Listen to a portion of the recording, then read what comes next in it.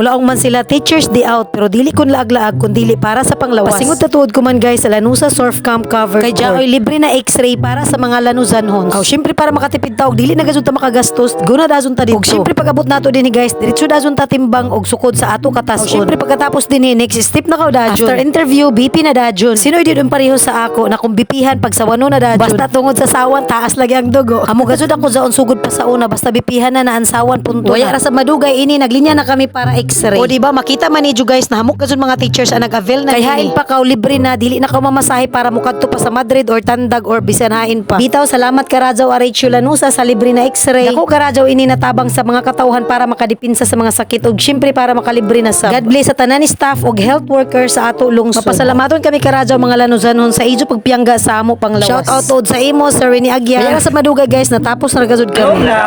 Manakaw. Mana gazot ay. Anak ko buksan ako sa rin. Why man? Ito ko ang tubo. Og syempre kay tapos naman lagi kami uwian time na. Lahi ra gazud basta magkatapo kamo kay mabibo gazud. Kanaman magkalipay gazud kami basta magkaiban kami sa panaw. Kay bisan iban kami sa isa ka eskwelahan way gazud amo panahon para manlag. Amo na tuli ini anit sura na baybazon diri sa surf camp pagkatapos ng bagyong Basya. O dinira kantaman guys, salamat sa pagtanaw. Bye bye.